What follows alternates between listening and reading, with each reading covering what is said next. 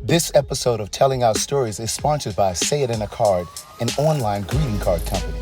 Visit us today, www.sayitinaCard.com. If you feel it, we say it in a card.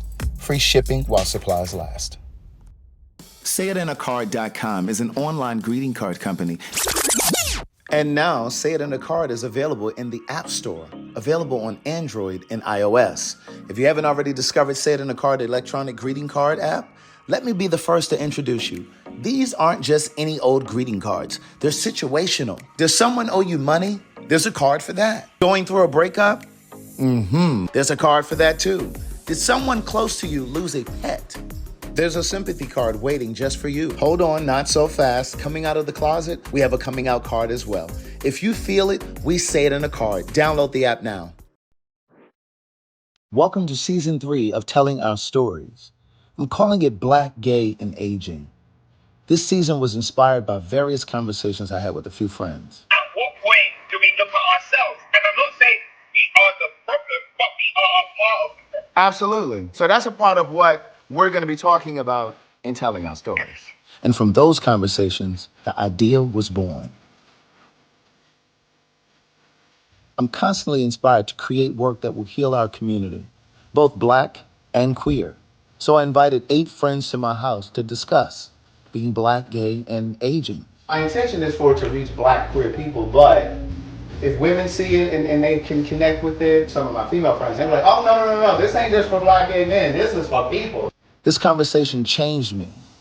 I felt it in the moment as it was happening. I'm grateful to the brave souls who joined me that day. This one, we can definitely be proud of.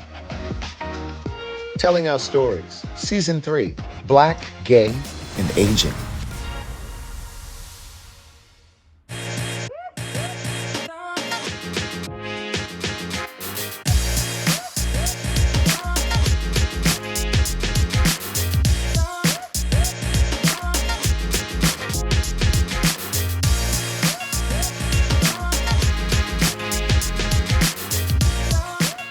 Now, Torrance, if you want to come here, you can. It's up to you. I see a snake, I'm out of here. No looking back. Call you tomorrow. Whatever, Ryan. Okay, listen, thank you guys for being here. I appreciate it. I want to start by maybe doing introductions. We'll go around and just say where you from. Obviously, everybody lives here. Well, no, Marvin is here from D.C. We have the governor, the mayor of D.C. here. Wave your hand, governor. Wave your hand, governor. It's the gentleman over there with the locks. It just, But no, everybody else lives here in Atlanta, but I would like for you guys just to kind of say your name and your age, because this conversation is Black, Gay, and Aging. And so the origin of this conversation, it really kind of derived from conversations that I've had with several of you. Some are not here, but I've had these conversations, they just kind of happen organically. And so it just kind of, that was the germ of the idea. And it just kind of happened over the course of maybe a month.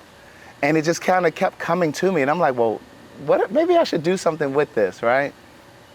And so what happened was there were different conversations with different people. Not all of them know each other. But they were kind of expressing what it means to them and what it feels like and what it looks like to be aging. Because we all obviously have lived through our 20s. Everyone here identifies as Black and gay? Yes. Okay. I don't, somebody might be pansexual or, there's so many labels now. But, That's okay. And that's okay. And that is okay, but I just don't want to, misgender or anybody. So I wanted to kind of get your ideas, and so it just kind of started circulating. So I did 2 previous seasons, web series of Telling Our Stories, different topics. The first season was a conversation between Black queer men and women, because I believe there's a divide between our communities, and it's quite different from when I first moved here in 1998. There were clubs that were more integrated. Everything was pretty much the same, but now it just seems like the ladies have their club, guys have their club, and they have their own promoters, we have our promoters, and it's just, for me, I don't know, I know you have a lot of lesbian friends, I do not. I think, Ryan, you have a few lesbian friends. I don't. What about the rest of you? Okay, Torrance does. You have a few. And so it's kind of like half and half. So half of us have lesbian friends and half do not. And so my thought is, if we're all in the same community, why is there this divide? So then the second season of Telling Our Stories happened when I went away to France. And so it was a conversation with just queer black people in general and what their experience is in France. So it was a trans woman, a trans man, a gay guy, and a lesbian, right? So we had that conversation. So just to kind of give you a little background on how this happened. So as far as this one goes, and I kind of said this before we started taping, I want you guys to really talk from a very personal place. I want you to kind of try to forget that the cameras are here, that this is being filmed, and I want you to kind of speak to perhaps the generation that's coming behind us. And of course, my intention is for this story to reach, teach, and heal. In particular, I wanted to reach black queer people that are coming behind us, but it is for anybody who can pull something from this conversation. So I know I have a lot of women that follow my content, so I know that some of them will be watching as well. But I want you to speak to your own experiences in a way, almost as if it's a diary, almost as if this conversation is a diary entry.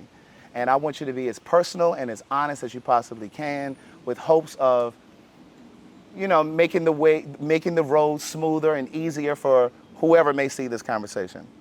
Because I believe that the true definition of success is living your life in such a way that someone else breathes easier. So with that said, we'll start here, we'll go all the way around. Where you're from, your name, and your age. And your truthful age, Ryan. Ryan was in the first season, and that age that I put down there in that lower third is not quite accurate. I just sit over here. All right, I'm Elgin. I'm from Atlanta. I'm 45. Torrance, originally from Chicago, and 49.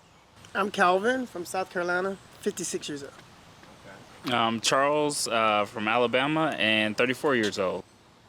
I'm Marvin from the DMV, 58 years old. I'm Ryan. I am from Ohio, and I'm 45. I gotta remember that. So I'm Tito. I am 47. I'm from North Carolina. I'm Scott. I'll be 56 next week, and I'm from Florida. Okay. All right, and of course, I'm Craig. I'm 48, and I'm originally from Baltimore, Maryland. So let's just jump right into the conversation. At this point in your life, at this juncture in your life, is this how you saw yourself at 45 or 56 or 58? Like, is this what you imagined that age would look like? Anybody can jump in. I don't think I saw myself at 50. There are things about my life that I love. There are things about my life that are missing. But I think for the most part, at 56, I have a full, complete life. Mm-hmm. But to answer the question, no, I did not see my life being this. I thought I would have been married. I thought I would have had a child. And none of those things came true. Not to say that they could not still come true, but I do think that there are some things there are components of my life that I wanted that did not happen, that still could happen, but I've resolved within myself that I'm okay without them. Okay. I think much like Scott, for me, my angle was I didn't sit and have visions of what my life would be like at 49, but I had a curiosity to wonder what it would be like. And the fact that I had been working hard to invest in myself and professionalism and the desire to be in a partnership and all those things, I thought at this juncture in my life, those things will materialize in some way. Has it materialized in ways that I thought? My curiosity lent itself to that vision. Some did, some didn't. So now at this juncture, it's me getting comfortable with what this particular stage in life looks like. And overall, I'm really happy and excited about it. But other aspects, I'm like, could have done something different. And what are the aspects that, is it connected to being single? Or is it something else? Yes and no. It's at this stage you start to think about, and I don't know if just men in general go through this, gay, straight, different, or otherwise. If you're single and you haven't married and you don't have children, I, coming up on this age, started to think more around what is my investment with my family. What legacy do I leave? I should start doing more community service in comparison to what I was doing before. Like, what do I need to be doing differently? Because now it's more introspection around what am I leaving behind? Because I have less summers in front of me than I do behind. Come on, Les Summers. Right. So you start to think more about that, not in a depressing way, but in a way that says this is another juncture of life that at 28 I wasn't thinking about. Ooh, at 49 I would just be out kicking it and having fun and hanging out. But I've not wanted kids, so that's been a decision that I made. Right. I desire partnership and still do, and it's still possible. So there's a curiosity around what is that going to look like at this particular stage in life, because I'm a bit more settled in comparison to me being 35 or 30 and being able to grow with somebody. So those are things that were top of mind for me. Okay. Is everybody here single? And I don't mean dating. I mean in a relationship. Yeah. Everybody's single. Yes. Okay. Of those of you, everybody is single. Are you interested in being in a relationship, or are you decidedly single? So, Go ahead. Well, I'm interested in being in a relationship, but dating is scary, and the rules have changed. You can't meet somebody and just date. It's all about the apps and sex, and that's scary. Yeah. And then you just meet crazy guys who are just have their own agenda, and it's totally different from yours. As far as they're looking for a sponsor. No, I could be dating too young. Come on, because we're gonna get into that. But I'm just saying, it's scary. The rules have changed. Yeah. And it's like there's a whole different generation that, not just the younger guys, some of the older guys are just weird as Yeah. far as relationships. They don't want relationships, they want sex ships. Yeah. Just want to have sex. Yeah. Charles, you wanted to jump in? yeah. And sex is okay.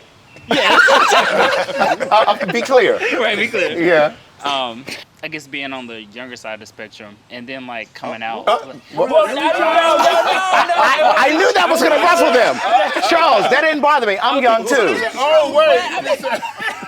I'm younger too. But I'm still older, and we were having this conversation. I'm still older in the eyes of younger gays, because we were having this conversation. Even though I'm 34, once you get past 30, Yeah. I'm looked at more as like an older gay person, more of an uncle as opposed to like a friend. So, and I've always kind of aligned myself with older people as well, because I like more wisdom, and I've kind of wanted to kind of flourish and get older as opposed to being younger, which I know is kind of different thought than some younger guys do have. But as far as like dating goes, and so when I came out a little bit later in life, I came out at like 28, and yeah, I know it was late. I was a late bloomer, but I thought like dating, even though I had my challenges of dating when I attempted to be straight, I thought my dating experience would be a little bit different, like in the gay world. I didn't think it would be as challenging as it is. Challenging in what way? Well, like Calvin was saying, it seems like guys are more about, you do run into the guys that are about sex, but then you also run into the guys that don't necessarily know what they want, or they are still stuck on their ex and they haven't moved past that moment as well. Or you have these guys that want to put the cart before the horse. Like, even when I was straight acting or wanted to be straight, even though I've always been gay, like I never really wanted kids. And I had an idea of marriage, but then transitioning and accepting being gay, my idea of marriage changed a little bit. So kind of want to circle back to, you'll have guys that want to be married, but they don't necessarily know the work that it takes to be in a healthy relationship. So I really just want to get into a healthy partnership. And then if marriage comes from that, then, it would happen. But I'm kind of taking the baby steps at this moment. And it seems like guys are all over the place when it comes to like what they're looking for in the dating. So. Okay. Anybody else? I want to piggyback on what Calvin said, because I think that as I've gotten older, one, I've become a lot more settled, and I like myself and I enjoy my own company.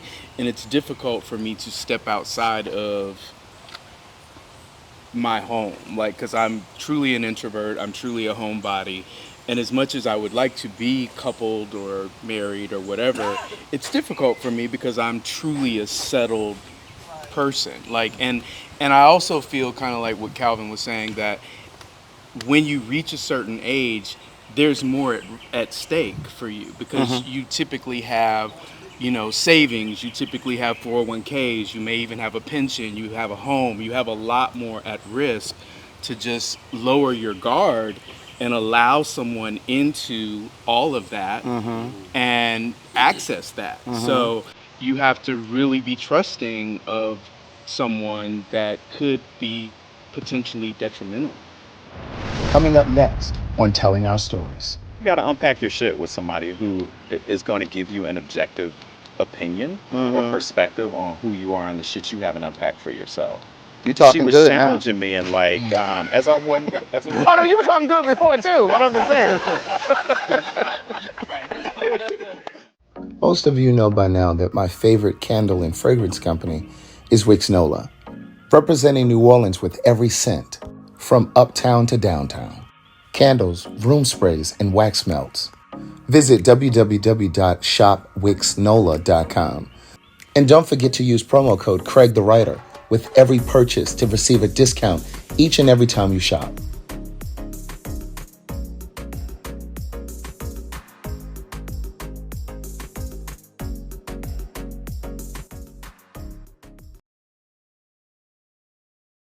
We're excited to announce the launch of an incredible new app we've created for our friend and client, Craig the Writer. If you haven't heard of Craig, he's the brilliant host of the Fag Talk on YouTube. Definitely go check that out. So we're introducing his new app called Say in a Card. This isn't just any card app. Say in a Card offers a unique, heartfelt way to connect with your loved ones. You can send a personalized card, each featuring a special message penned by Craig himself. But wait, it gets better. Do you want to add your own personal touch? You can customize your message to make it truly one of a kind. So download the app now and make sure you support Craig and his team, and I'll see you at the next one. So many gay men, black gay men, haven't really given themselves permission to be gay. Like you're still so worried about what people think, so you're not really fully living your truth, and you're not really... This lifestyle that I'm trying to live today. Yeah, like you're not trying to do the house and the kids and like you're not trying to play house with no gay guy. You just want to fuck and keep it moving. Or like you can't get to that intimate level with a guy. I think the other thing people don't talk about as much too, and this is piggybacking on that, the mental gymnastics you have to go through when you're aging, when you think about how you do have to engage with different generations. Because none of us have been the ages that we are now. Right. And when you put this in perspective, shit, a lot of us were around when email didn't exist. Right. So you talk about social media didn't exist. Social media didn't exist. Right. Cell phones didn't exist. So when you sit with that, and I'm like, well, shit, people say, well, what's your Instagram? What's this? And dating, yeah, I want to date, but it's like, I'm Gen X, so I'm comfortable with the technology because we learned how to use it while it was here. Because we came up with the internet. We came up with it. Yeah. That still doesn't mean, though, because it's moving really fast, we still have to adjust to it. Right. But then also, do you feel forced to participate in the social networks and all of that just because that's the only way? You have no choice. I think you feel like if you don't want to be labeled a recluse, you have to be in some type of social media outlet, but inherently that is just not my go-to. But I live in a generation now where if I want to meet people, if I want to date, if I want to be seen, because people aren't going out to a club and socializing like they used to and going out at on least dates. they're not going for that purpose. No, They're not going for that purpose. But that's not necessarily true about that. Ryan, you wanted to say something? I think for me, I'ma always have. I want the fairy tale. The fairy tale will never go away from me. Mm-hmm. I want to be married. I want to have kids, no matter how old I get. Kind of what Torrance says. My problem is, I hate my cell phone. I don't like texting.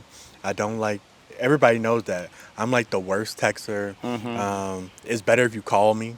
But with this generation, you got to text all the time. You got to be on social media. I don't have the energy for that. That's where my introvert, like Scott, comes in, where I could be in my house by myself and be fine.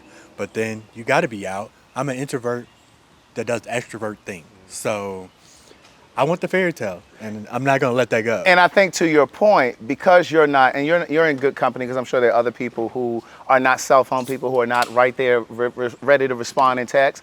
Sometimes the perception, at least in my experience, in the community, when you don't text back right away, the assumption is, oh, you must be fucking somebody else. You must be doing something. Or you're not interested, da-da-da. There's all this stuff attached to texting. But why do you think why do we have a sense of control that early? Like, you have to, I feel like we don't give the people the grace or meet them where they're at. Like, why are we expecting somebody to immediately call or text us back if we reach out to them? I think it's directly tied to your own self-worth. I do too. Thank you for saying it. I think it's insecurity, lack of self-worth. Like, it's the self-sabotaging voice in the back of your head that just says, they're not interested, so let me move on, or they're fucking around with somebody else, or whatever. And then I think sometimes when, at least in my experience, in the instances where I pounced onto something so quickly, it was because I was trying to pull it off the market before somebody else snatched it up. But that doesn't really guarantee that, right? And so I've gotten to a point now where I don't do that. I just feel like whatever's meant for me is for me.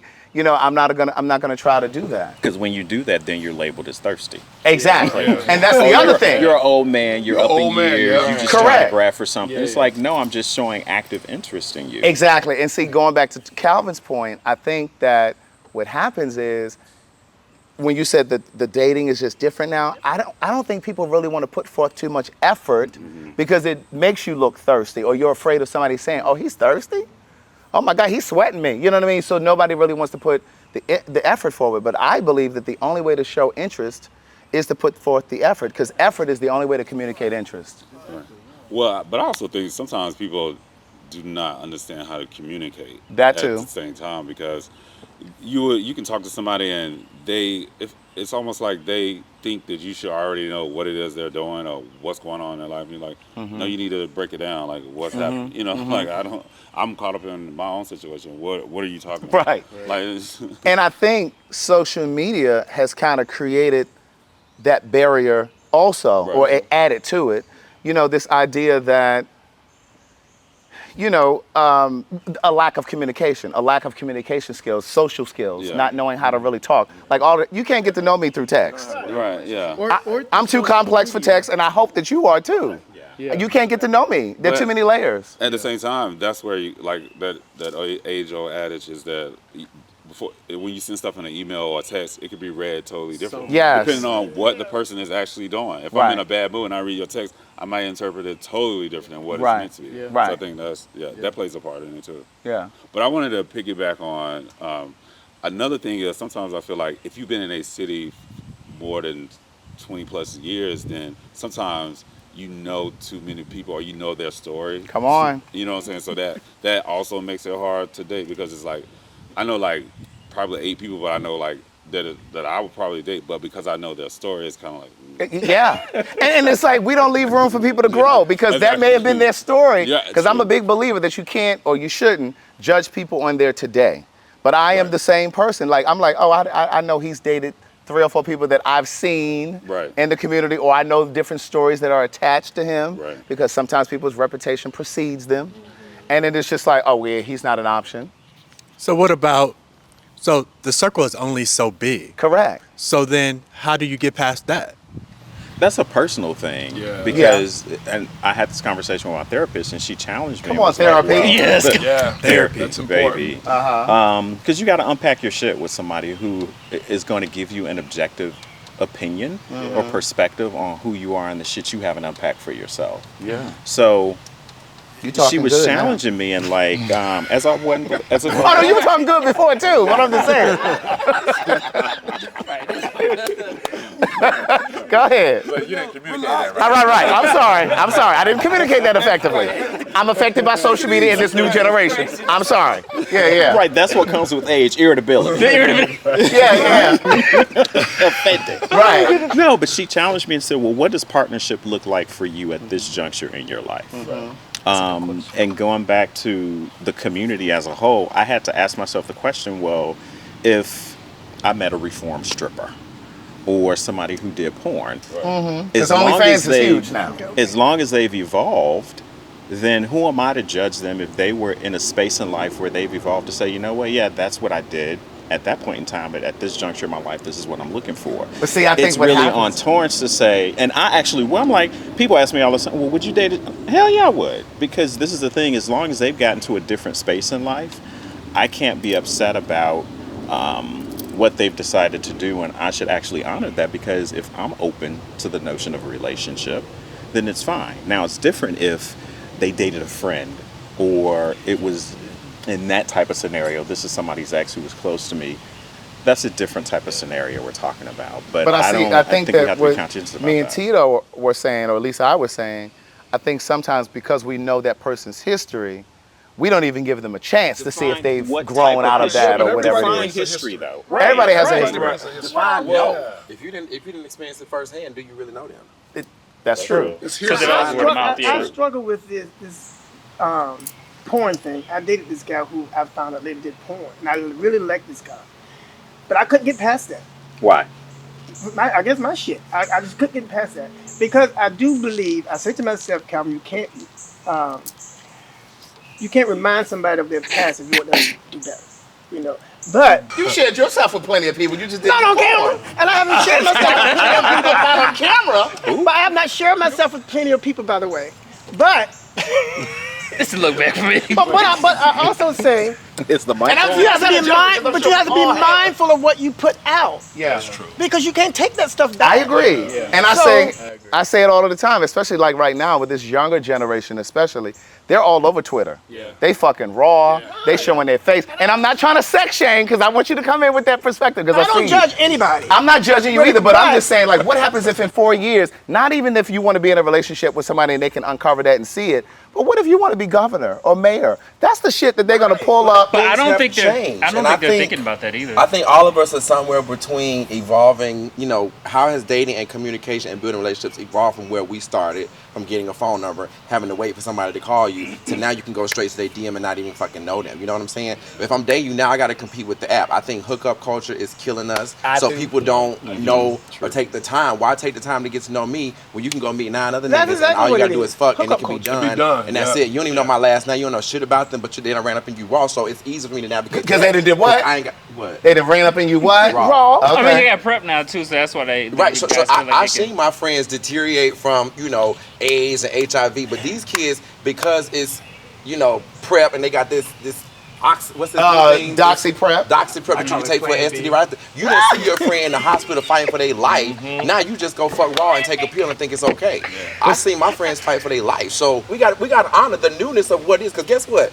They so fluid now. Everybody's versatile. I came when you use either this or that. Yeah, but now everybody versatile. If you ain't a versatile in that space, now you not popping. So we gotta acknowledge that it has evolved, but have we evolved? Because all of us have said this is where I am, but none of us said this is where the culture is. Because the culture is on Instagram. That's right. The culture is sliding into DMs. We the ones still trying to send a message on a typewriter. And see, here's the thing, and let me say this. Because see, what happens is, whenever good point. I feel you. We have built a story around this typewriter, not to knock you, Ryan, but the romanticization that I don't know what romanticizing look like for the new generation. They okay with seeing each other on Twitter fucking each other. Because that thing's about you being honest and being authentic.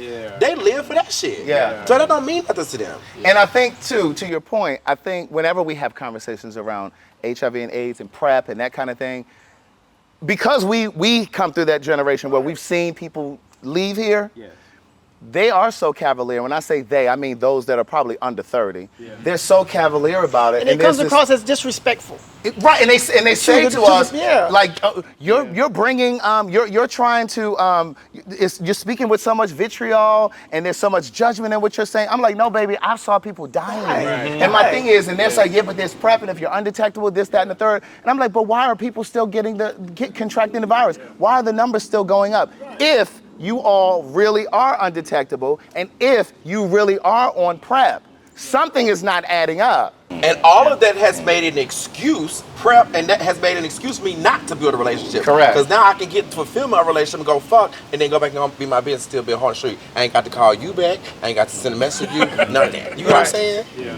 Who want to answer that? Because I'm ready to Well, run with I this. wanted to follow up and say, like, for example, when you guys were younger as well, like in your 20s, you weren't really necessarily thinking about like what your future was looking like if you wanted to be like a governor or mayor. And like the younger people aren't thinking about that either. They're either thinking like, I'm struggling and I gotta make a quick buck. And it's a lot easier for me to do this because I'm better at it as opposed to trying to get a job, or a job is paying minimum wage. It's like so many factors that the young people are trying to decipher. Because let's say, for example, let's call a thing. Even though being gay is more open and more expressive and being more accepting, there's still young people that are still getting kicked out of their homes if they are coming out to their parents and stuff like that. So say you get kicked out of your home, you don't have many skills, what do? You have nowhere to go, you have no one to turn to. Sex option, OnlyFans, that is an option that's there. I get that, and I understand that. And I've actually turned that corner, and I understand that there are trans people, trans women in particular, who cannot get a job at a bank or wherever because they may not be passable. And so they turn to sex work. Yeah. Or because their ID has a man's name on it. Correct. Or because their identification has a man's name on it, if they're a trans woman. But for me, aside from trans people, when it comes to this OnlyFans thing, it's like sex isn't the only way to make money, though. You know what I mean? Like they do have the opportunity to create a career and make money through social media, TikTok, Instagram, YouTube. You know what I mean? So, and I know everybody can't do that. I understand everybody can't do that either. But I'm just like, why is it that it feels like sex is always the backup, as if there's nothing else? Because I believe that we're God's most gifted and talented people living, queer people. So it's like we can't figure out something other than sex? Well, look at what happened with the Kardashians. She got famous from what? No, sex. Correct. Every girl that's rapping is rapping With the about black her guy pussy. specifically. Correct. Every female rapper right now is rapping about how good her pussy is. Right. Yeah. Next time on Telling Our Stories. I attract more younger guys than I do guys in So my do age I. group. That's what it is. So do I. So, And I think I'm not mad about that. immediately, I'll put him in a category. What category? Do not proceed. Oh, do not proceed. Fuck him and send him on. A lot of people always frown upon Jack and Grindr, but then they behave the same way on Facebook, And Tinder. Instagram, Yeah, and and all Hinge. that. Yeah. They be like, oh, I'm not on the app, but you're doing the same thing on the Yeah, app. You want us to say our age, or you gonna put a big old sky? It's gonna be in the lower third. It's gonna be in the lower third. Well, see, the last time he lied, so his age on the first season of Telling Our Stories is inaccurate. But why do you always focus on me? You're the only one here. You're the only one here to test this. But wait, but that's the topic, cause like, Right. Correct. That's it. when we get downstairs, I'll talk about it.